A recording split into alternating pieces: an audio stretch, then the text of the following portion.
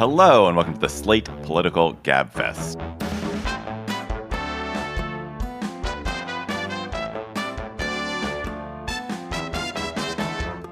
January 5th, 2023, the Kevin McCarthy in Hell edition. I am David Plotz of CityCast in Washington, D.C. I'm joined by John Dickerson of CBS's Prime Time from New York City. Hello, John. Hello, David. And by Emily Bazelon of the New York Times Magazine and Yale University Law School from New Haven. Hello, Emily. Hello. Happy New Year to everybody. Happy New Year. Happy New Year. I hope you guys had a Happy New Year. We haven't even talked about it. It was happy until we should let listeners know that your New York correspondent is operating on like an hour of sleep over 3 days because he's done something awful to his back. So I must be excused for anything that I say because I cannot stand upright. I want everything excused except for the smart things I say, in which case it's a sign of my innate, inescapable skill. I don't know whether this punch-drunk sleeplessness will make you goofy or just slow. We'll find out. Ow.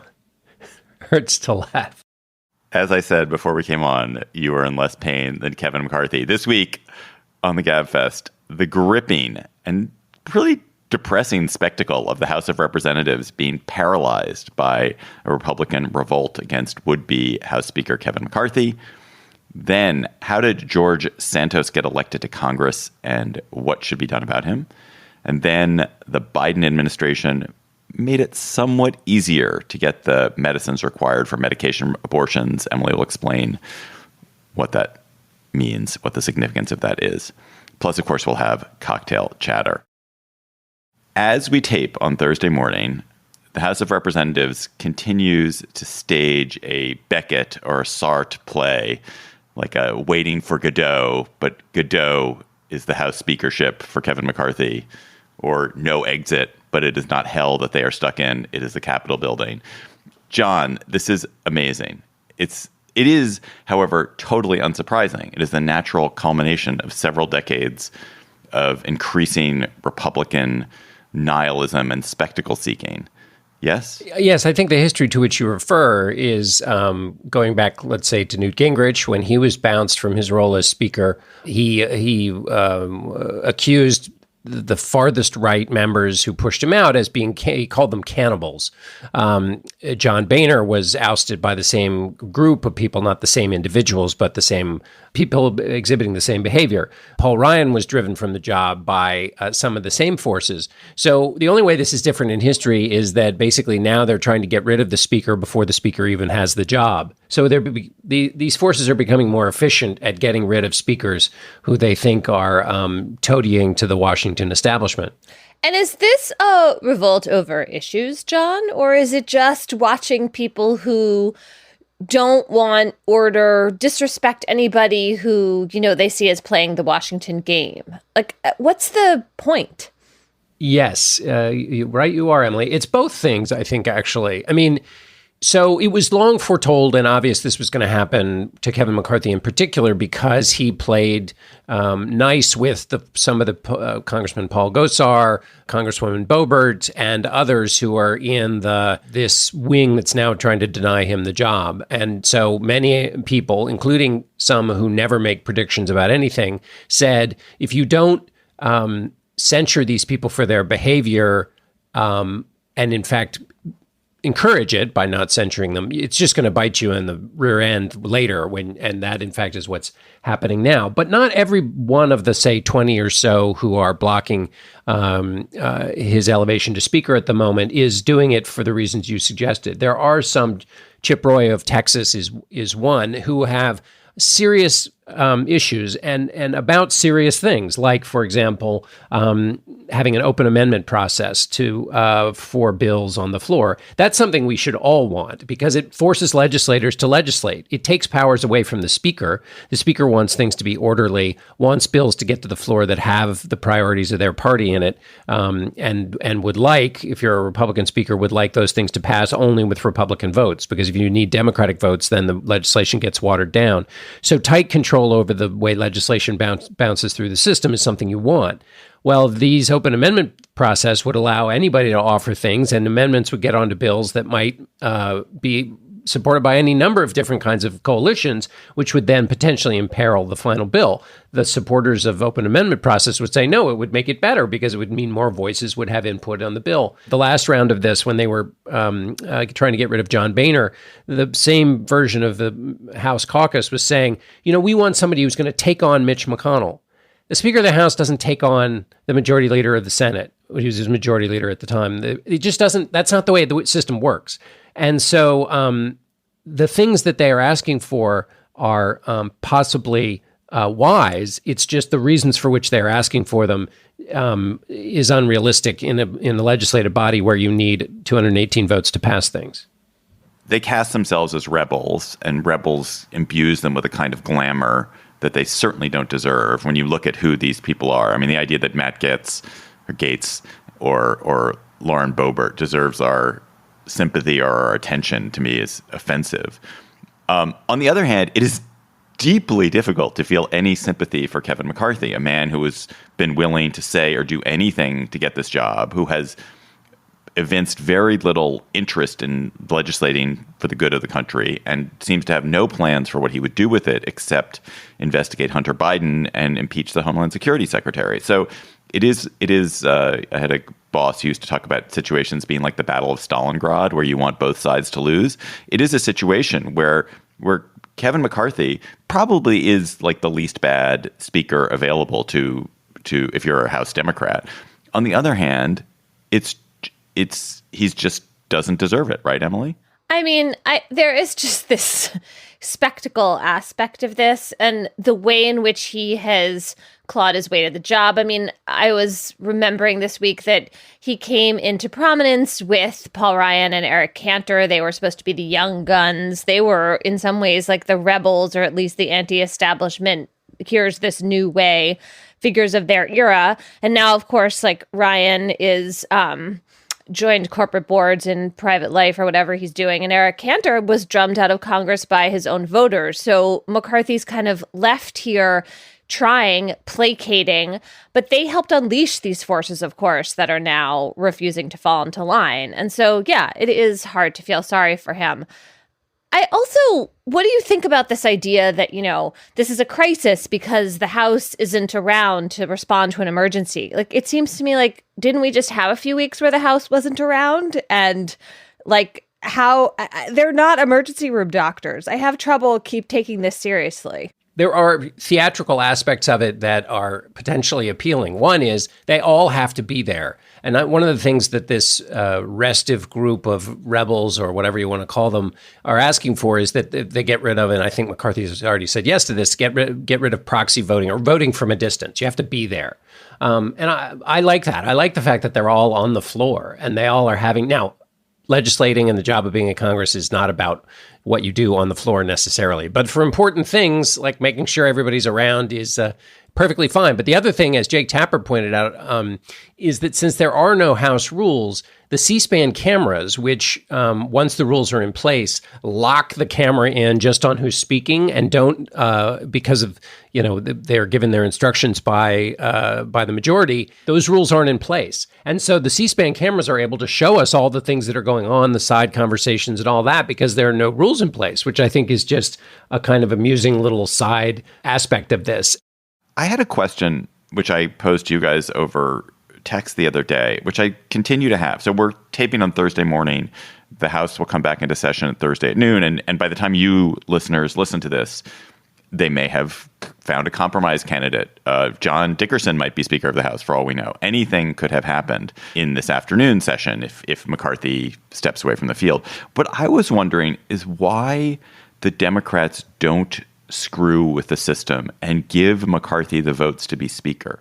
Why don't they just give him 21 votes and he becomes Speaker? But he becomes Speaker by dint of their support. It's a kind of troll. I think I wouldn't do it because I guess you have principles and you don't want to just mess with the system just to mess with the system. But I feel like creating a system where Kevin McCarthy is Speaker, he only is there because Democrats voted for him, and Republicans haven't resolved their own mess would be a recipe for further damage to the Republican Party.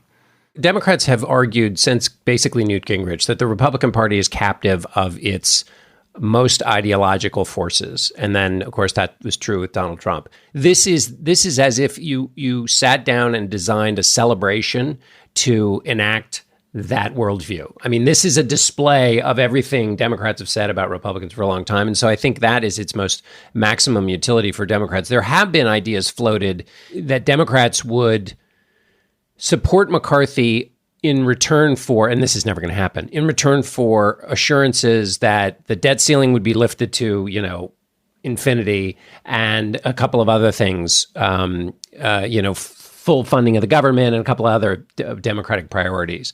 But that's less of a trolling and more of an effort to squeeze something out of McCarthy's difficulty.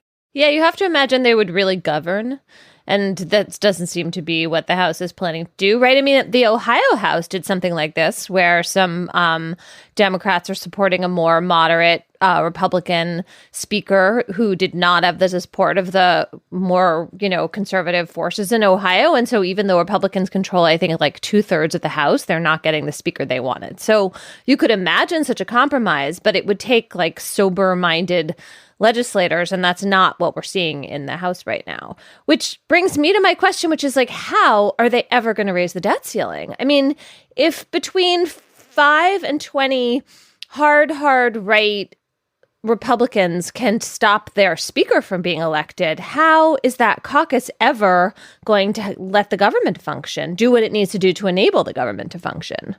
The language surrounding describing this, I find insufficient to the task, because there are people who are just not interested in the project of anything other than their own project.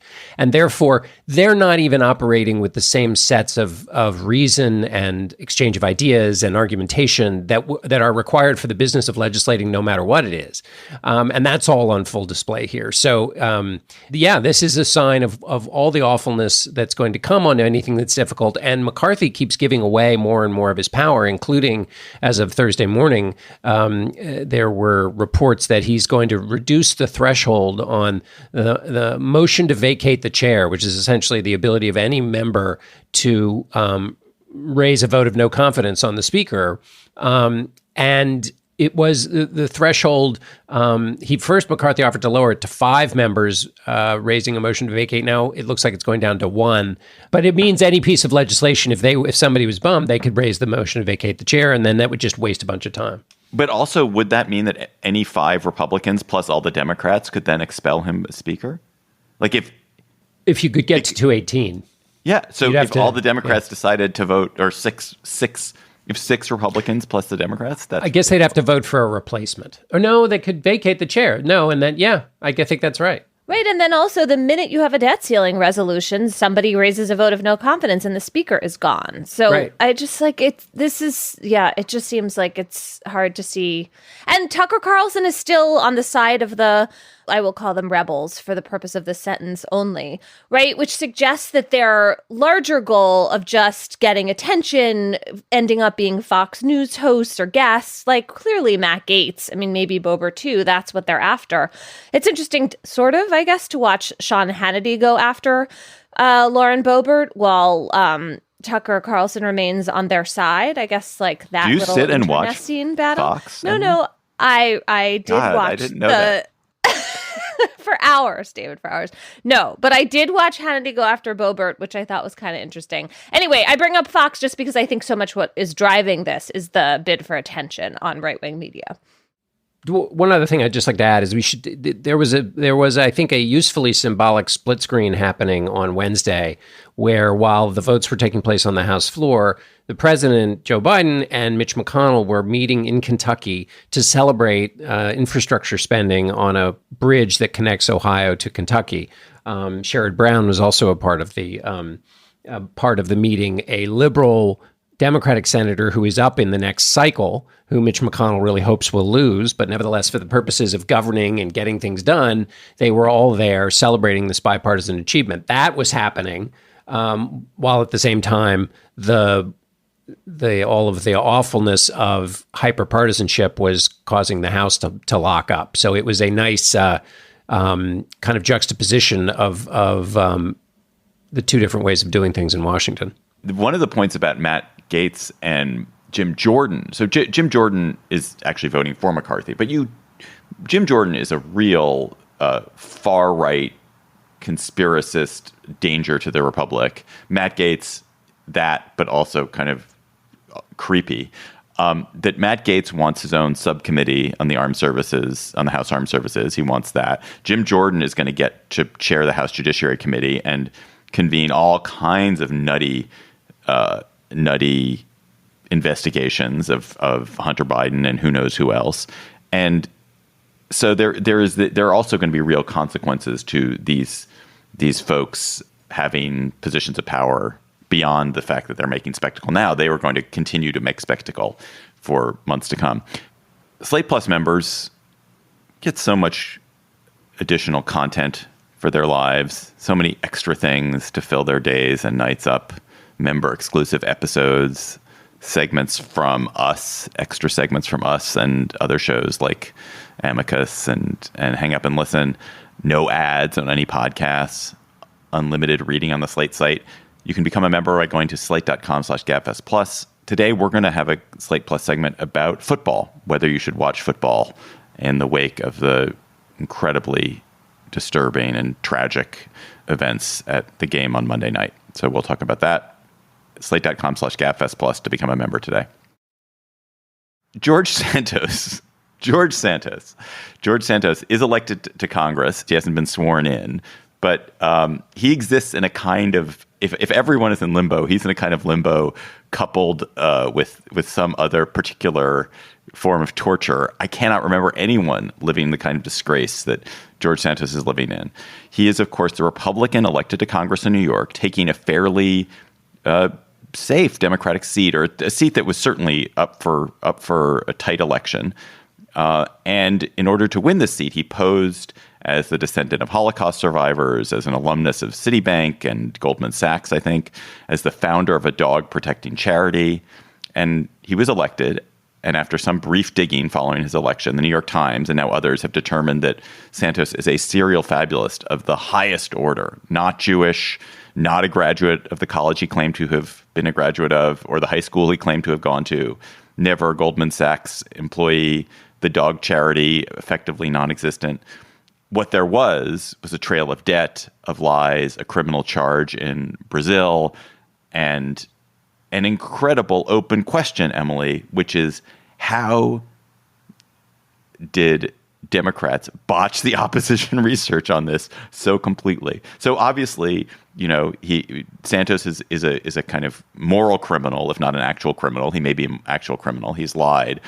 But there is a kind of basic due diligence that you would expect the opposition in a contentious House race to have done. And they seem to have completely botched it. Well, they did some of it. There's this really long Oppo document, and it has some glimmers of it. They just didn't connect the dots, and the press didn't either. And I think that part of probably why they fumbled this is that it's so unusual to have such a glaring trail of lies, right? In some ways, the fact that he was a serial fabulist probably spared him, because nobody would really think that you would do this much lying. So when you look at the Oppo doc in retrospect, it has we can't find this supposed charity registered anywhere. Or it seems maybe he exaggerated some things on his resume, but the idea that it's all just lies through and through miss them. And I think it's it reminds me of the Stephen Glass episode from The New Republic, where you had just an inordinate amount of falsity going on. And it just took a while for people to understand that that was even possible. Well, but The New Republic, no offense to The New Republic, it's no one cares what's in some random left-wing magazine. This is a guy who's running for Congress in a year in a very rich district, in a district which is clearly close, for a House that is going to be very close. It appears that there's just malpractice. It's a malpractice. And also, I guess the second point, which is that it shows how weak local journalism is in this country, that there was no investigation of who this person is running for a House seat by local media that uncovered the the black marks Although in on this his case, resume. local media, I mean, this is a seat in Queens and Long Island. So local media is national media. They like, have Times. good local media there. Yeah. Right. So, I mean, the Times did break the story. It just obviously took until after the election. And that seems crazy, but it also seems it's like before, now that he is this huge story and it's so apparent that he falsified everything, it seems really obvious. And I mean, I think you're right. There was political malpractice here and maybe journalistic malpractice as well. On the other hand, ex ante, like beforehand, we don't know that this is all going to add up into a giant story, right? The North Shore Leader did actually report about Santos before the election took place. It's just that nobody paid attention to the questions they were raising about his resume. Do you guys think that there are a lot of other people with significant fables and lies in their backgrounds who are serving in high elected office? I'm so naive that I assume that you can't get away with that. Like that you, in the age of Google, that you can't just be that brazen and inventing things about yourself. But clearly I am a simpleton. Well, there are little things that people have, Richard Blumenthal was a pretty big one when he talked about senator from Connecticut who talked about serving during the Vietnam War, but he never saw combat. So I believe that was he misrepresented his military service. Let's put it that way. Marco Rubio's story about his Cuban parents wasn't quite as he said, but those are kind of one-offs. But I think what is amazing with Santos is just the real comprehensive nature of the lies. I mean, it's surprising that he hasn't already declared himself Speaker of the House, given his inclination to claim titles that he doesn't deserve. The Republicans are basically refusing to act against him. What could they do? I mean, he presumably will be exiled and ignored. He'll be forced to show up to cast votes for them, but he's not going to be. They're not going to have parties for him. He's not going to get any good committee assignments, if any committee assignments. What's funny is the ethics committee could do something, but the Republicans and their rules committee changes are likely to undermine completely the ethics committee. So that probably wouldn't happen. Even if he got a criminal conviction or was cited with a felony, that act on its own wouldn't disqualify him from holding office. So there would have to be a 2/3 vote in the House to remove him from office. Last time that happened was with James Trafficant, who of Ohio, who was removed from the House after he was convicted of felony racketeering. So that would be what would have to happen. There would be the formal vote of 2/3 of the House. But if you're in the majority, you have to. The mechanism for bringing it to the floor, I think, would go through the majority. So if they don't want to bring it up, he gets to keep his seat. The biggest legal threat seemed to be campaign finance violations, potentially. Just adding that to the mix. Should it be a crime, Emily, to lie to voters about who you are and your record? Is it a crime, first of all? I don't think it's a crime. I mean, right now we have this Supreme Court precedent that suggests that some lies have First Amendment free speech protections. I read that case pretty narrowly. It was about someone who lied about their military service. I think it's still possible. I mean, obviously, when you defame someone, that's a lie, right? You have to prove that it was false. It can't be merely false to be to provide civil liability, but it has to be false, to start with. So, I mean, there are some lies that are actionable, and there's been some pretty interesting discussion in this whole avalanche of disinformation world that we live in. Should we make it easier to prosecute people for lying, especially about election-related matters? And so you could imagine a law that tried to make it a lie for people running for office, arguing that this is key to our democracy and it's one area in which we should have a stricter standard. But it would be very hard to enforce and to draw lines, right? I mean, people embellish and fluff and, spin constantly. And so I think that's the tricky part. And you can argue, as I have in a limited case, and maybe you have too, David, that the ability to lie, spin, and otherwise do some tailoring at the edges is crucial to lawmaking and politics. But could the real George Santos sue the fabulous George Santos? That might be the ultimate direction we're going here. I mean, David started out by saying that Santos seemed tortured, but he doesn't seem tortured to me. It seems like he's just going to take the obvious lesson from Donald Trump and whoever else, which is just like, you just keep going, right? And like, it's, whatever. Yeah, but I don't think he's going to be welcome. I don't think he's going to be welcome in the Republican conference. I don't think they want to be next to him. They'll take his vote when they need his vote, but they're not going to do press conferences with him. They're not going to let him sponsor legislation. Fair enough. I think damaged. they'll just try to like keep him at arm's length. And then what will be interesting will be the next election. How much will the voters care about this? Because presumably he will be there. And I guess the question will be, will Republicans let him run for re-election? No chance this guy is a more than a one-term member of Congress. I will bet any amount of money with any person in the world that this guy is not in Congress 2 years from now. We'll see.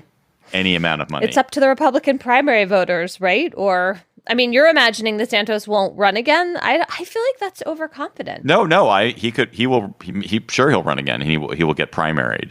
And if he doesn't get primaried, he'll get beaten in a general election. You cannot pretend. The main thing he did is pretend to be Jewish. Like, I honestly think that's the one that's going to just come back. And why? Like, pretending to be Jewish. I don't know. It reflects a kind of emptiness of soul and character that is I understand, and actually making up the dog charity too. Those two are the real problems. The pretending to have worked at Goldman Sachs and whatever, like, who hasn't pretended to work at Goldman Sachs? Holocaust survivors?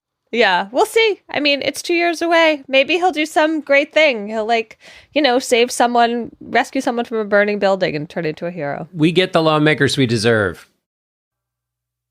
Emily, what did the FDA and Justice Department do to make it somewhat easier to get hold of the drugs approved for medication abortions? The federal government, the Biden administration, did two things. The first thing is that it is now possible for regular pharmacies to stock and supply the drugs for medication abortion. Up until now, you either had to get them from mail order pharmacy, that was a COVID era regulation, or from the office of a doctor who's certified to supply the medications, which are called mifepristone and misoprostol. Now you can just get it from your regular pharmacy. I should add that there are still hoops to jump through. The doctor, or in some states, nurse practitioner or midwife who can supply the medication still has to be specially certified, and the pharmacy also has to be certified. So this doesn't mean that, every pharmacy is going to have these medications. It certainly is different from over-the-counter provision. That is not what the FDA did. But in blue states where it's perfectly legal to get this medication, it's going to be easier to get them. And the second thing, which is more legal and kind of a thicket of its own, but important, is that the Justice Department issued an opinion that's binding on the federal government that says that these old federal laws from the 1870s that literally taken appear to ban the shipping, mailing of any instrument, thing, drug used to procure an abortion, that those laws don't apply to misoprostol and mifepristone because the FDA has legalized them. In other words, this Justice Department opinion kind of goes back, looks at all the cases about these laws, they're called the Comstock laws, and says they've always been interpreted by the courts to be about unlawful instruments or drugs or whatever to provide an abortion. And so that's how we, the federal government, also interpret them. And so it's legal for the post office to accept mailings of them, and also FedEx and everybody else who ships. And that's more of a big deal for providing the medications into states where there are state laws that prohibit them. The Justice Department is still recognizing those state laws, right? They're not saying no state can prosecute anyone shipping or receiving, but they're saying for purposes of federal law, these federal statutes can't be enforced. So if John Dickerson, if he mailed mifepristone to a friend in Texas to help them with their abortion, the state prosecutors in Texas could charge John Dickerson with a crime, but federal prosecutors would not. Yes, exactly. There could still be a state law that could apply. We haven't really seen that happen yet, but it could. And the Justice Department can't tell the state prosecutors they can't do that. But they can say there's no threat of federal enforcement. These laws haven't been enforced by the federal government for like a century. But to make that clear is important because, companies, the post office, like everybody needs to know that up front. It's helpful for them to know that up front. Have we seen, Emily, since Dobbs, any attempt to enforce laws against people in other states? Any criminal charges from one state to another yet? Not that I know of. I mean, this is a really interesting wrinkle. I, wrote a big piece about the various legal threats in the Times Magazine in October. And one of the things that abortion opponents who follow this closely were saying to me at the time is that the midterm election was going to be important because part of the question of legal enforcement is a political one. Is there a political appetite for actually prosecuting abortion providers, prosecuting women and other people who receive the drugs? Like, that's a very aggressive stance. And I think the fact that the Republicans didn't do as well as they expected in the midterm has been a setback for that kind of enforcement. Obviously, it could still be on the table, right? I mean, all it takes is one prosecutor who has a case that they discover. So part of what I think is preventing this from happening so far is that it's not so easy to find such a case, right? And then you have to be able to prove various things, like that the person who sent it knew the drugs were going to be used for unlawful purposes, et cetera. So maybe that's why we haven't seen it so far, and it's still a possibility on the horizon. John, do you think it would be likely that any Republican president would attempt to undo these federal measures that the Biden administration has rolled out? I mean, for example, would they try to compel the FDA to disapprove mifepristone, or would they sort of tell the Justice Department, now you're going to enforce the Comstock laws? Emily, you can fix me on this, but I think this becomes like the Mexico City rule, where which was about funding organizations overseas, giving foreign aid to organizations that, in the view of Republican administrations, encouraged abortions overseas. Is that right, Emily? Is that what Mexico City did? Yeah, gag order. So what you had was when Democrats came into office, they reinstated the ability to give funds to such organizations, and when Republicans were president, they undid them. And so I would expect this to bounce the same way. It would be something that a Republican candidate would talk about in the primaries and probably not go on about too much in the general, given the way abortion politics played out in the last midterm election. That's certainly possible. So I think there's some regulations involving the drugs, let's call them, they often get called Miffy and Meso for short, that a Republican administration would try to unwind. I mean, I think they'd still have to go through the whole notice and comment process. You can't just wave a magic wand. However, making them full stop disapproved, like saying that nobody in the country can have these medications anymore, that would be a very big step to take because it would be flying in the face of what blue states have made legal. And so I feel like even, a very assertive Republican president might think twice before doing something that dramatic. We'll see. Let's think that through because it would be an interesting question to surface in the course of a campaign, because you would imagine that that those who are against abortion rights would want to vote for a candidate who would do this, who would do anything they could from the federal level to restrict abortion wherever it took place.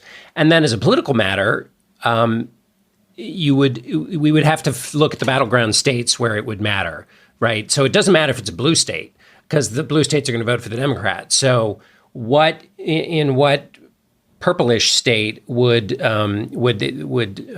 move by a president hurt women who sought abortion rights, and then we'd have our answer about whether they would talk about it.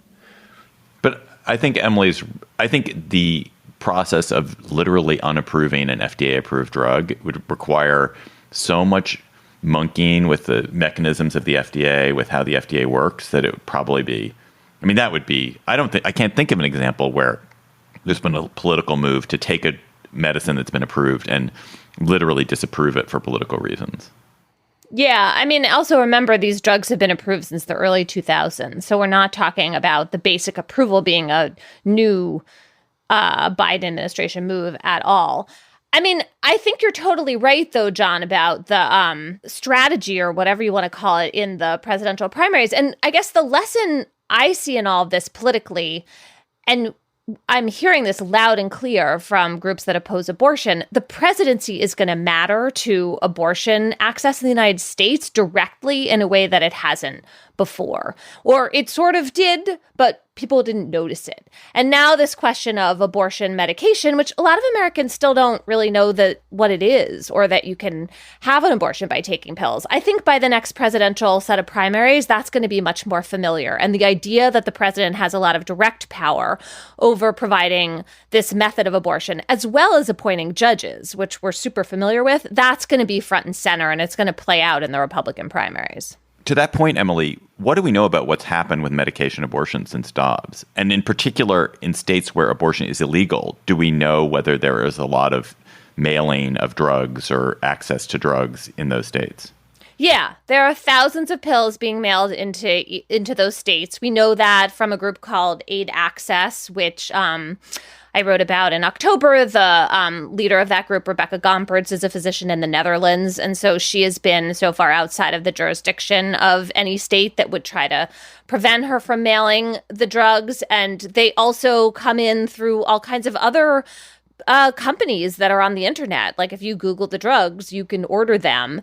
And there's some risk in getting them through the mail, but lots and lots of people in red states have been taking them and trying to cut off that flow.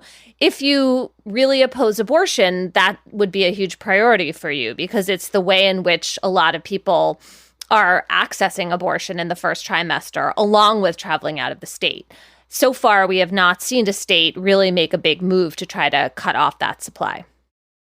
Let's go to cocktail chatter. When you, John Dickerson, are high on a cocktail of serious painkillers plus a crystalline martini, what are you going to be chattering about? The painkillers I'm taking are, I don't think I want to mix them with a martini. Anyway, my cocktail chatter is about a book called Winesburg, Ohio, which is by Sherwood Anderson. Have you read it? Many years ago. Yeah, I had never, not only had I never read it, I'd never even heard of it. And I stayed in a hotel in Chicago, and it was one of the books they leave in the room, just sort of, should you have the free time. It's a very slim volume. I don't quite know exactly what I think of it, because I love it, but I don't know whether I love it because I love this. It's the internal stories of these highly idiosyncratic residents of this town at the beginning of the 20th century, sort of 15-ish or so. And these super internal fraught people, internally fraught people. But it's also a real window into kind of this is what I imagine anyway, what life in kind of the lonely life of certain kinds of people would have been like in a world before we were all connected in the way we are now, which causes its own kind of loneliness, to be sure. But this is a kind of portrait of loneliness in that time period that I found really affecting. So it's a quick read for anybody who's looking for a tightly drawn, slightly spooky in weird ways, picture of American life at the beginning of the 20th century in a very small town in Ohio. The book that I associate with it in my mind, which I read recently, is Olive Kittredge, which is about sort of it's linked series of stories about people in a small town in Maine, and also kind of depressing, really revealing, really human. But that's a good throwback there, John. What's your chatter, Emily? My chatter, I'm going to do a double chatter because this is the time of the year where I catch up on all the 2022 cultural offerings that I missed. So bear with me, listeners. I wanted to recommend a book called The Furrows by Namwali Serpell, which I was sort of avoiding because it's about a difficult subject. A child dies like on the first page, but it's really riveting. I'm about halfway through. Totally worth reading. It's called The Furrows again. And then I finally saw the movie Tar, which I was fascinated by. It has all kinds of like flaws and wrinkles, but I was really interested in it. And my excuse for chattering about that are some relatively new pieces of some relatively new essays about it. So Zadie Smith just published an essay about the movie in the New York Review of Books, which I thought was great. Amanda Hess has an essay about Tar and also the new movie Women Talking in the New York Times. And Dan Kois wrote a piece for Slate with this interesting theory about how maybe the movie kind of turns into like a gothic nightmare horror story part of the way through, which I also thought was really interesting. So go consume all of that culture. My chatter, also a kind of melange. First of all, honestly, all I'm thinking about, because I'm sitting here, is my poor cat is dying. And she's sitting next to me, and she's dying. Oh, no. And she's just been my boon companion for years, and I'm probably going to cry as I talk about it. But it's just making me really sad. Okay, my real chatters. First of all, I'm going to Scotland with my kids in the summer, and I would love some recommendations of places to stay, places to go, an awesome tour, a castle that you own that you would like to loan me, an amazing hotel to stay at, a great hike. Just email me, davidplotz@gmail.com. I would love that. Thank you. My real chatter is about something my daughter was telling me about, which is amazing, which I learned about, called gastrodiplomacy. And it's based on the observation, it's like, gosh, aren't there a lot of Thai restaurants, even though or at least I never meet any Thai people? Like, I don't know any Thai immigrants to the United States, but there sure seem to be a lot of Thai restaurants. And it turns out that Thailand is one of several countries that practices something which is called gastrodiplomacy or culinary diplomacy. And in the case of Thailand, it has been an active effort to fund the growth of Thai restaurants all around the world. And so they make loans to people who want to start restaurants, and they help them set up the restaurants. They give them specs for the restaurants. And even more interestingly, they have standardized dishes. So they want, if you're going to have a particular dish somewhere, they want you, and then you go to a Thai restaurant somewhere else, they want that dish to be similar or the same when you have it somewhere else and spelled the same. And so this is a very conscious effort on the part of the Thai government. Anyway, this is a kind of diplomacy. It's also practiced by Taiwan, by Singapore. I think my daughter said, although I couldn't find this, that Korea has done this to standardize the spelling of kimchi, so that when you see the word kimchi, it's spelled the same way, and so that people know, oh, it's the same thing, I'm getting it. But I love this idea. The easiest way to win hearts and minds is through the stomach, as the Wikipedia page says. Listeners, you have sent us chatters, and we have an amazing listener chatter this week. Not so much because the chatter is itself amazing, although it's very good, but because it has a great story behind it. So you email them to us at gabfest@slate.com. You tweet them to us at @SlateGabfest. This week comes from Nathan Camps, who sent us a chatter. And then when we followed up to ask him to do it on the air, he noted that since he emailed it to us a couple of days ago, he has become a father. And his daughter, Alexandra Marie Camps, was born about 8 hours after he originally emailed us. So mazel tov to Nathan and Alexandra and all the other Camps. Hey, Gabfest. It's Nathan Camps here from Los Angeles. My cocktail chatter this week is about the mountain lion named P22, who lived in Griffith Park for the last 10 years until his recent passing, and a Rolling Stone article in remembrance of him titled A Celebrity in a Land of Celebrities. P22 was born in the Santa Monica Mountains, successfully crossed two of LA's busiest freeways to reach Griffith Park, and rose to fame in 2013 after National Geographic published an incredible photograph of him underneath the Hollywood sign. His story was emblematic of the impact of urban sprawl on the mountain lion population of Southern California, and part of his legacy will be the Wallace-Annenberg Wildlife Crossing, which broke ground this spring. It will be the largest wildlife crossing in the world and will be instrumental in the conservation of mountain lions, who frequently are struck and killed on highways while attempting to make the same journey P22 did. Though I never saw him, there was always something exciting about visiting Griffith Park and knowing P22 was there, somewhere. And I particularly liked a quote from Beth Pratt of the National Wildlife Federation, who said that even in the city which we thought wildness had been banished from a long time ago, he reminded us it's still here. Rest in peace, P22. We all miss you.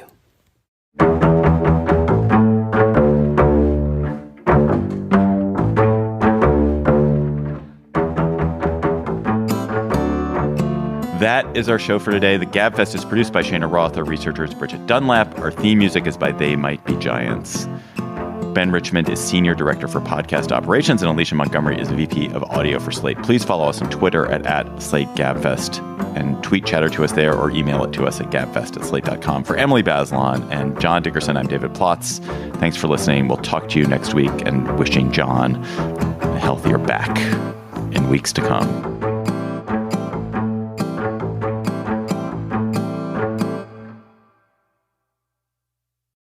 Hello, Slate Plus. How are you? I turned on the TV on Monday night. I'm an avid watcher of football, and I turned it on literally to the play that stopped the game in Cincinnati, the game between the Bills and the Bengals, where Damar Hamlin, a safety on the Bills, collapsed and had to be resuscitated on the field. Hamlin, as we tape, remains in critical condition in a hospital in Cincinnati, I believe, and it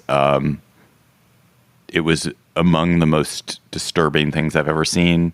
Certainly while watching sports, but even while watching television, just to see a man become that close to death, go that close to death, playing a sport which is a sport of such tremendous brutality and violence, was horrifying. So we want to talk about whether football is a sport that we should watch. Do you guys watch football? Not really. I mean, a little bit. I don't have some, I don't watch football, but I don't really care about football. So for me, this conversation, it would be much easier to say this is a gladiator sport. We're watching people crash into each other with the force of, so much strength and muscle and weight. And it's like crashing into a brick wall, and we should stop. I don't watch it. I used to be a avid Washington Redskins fan when they were called the Redskins, having grown up there and gone to the games every Sunday.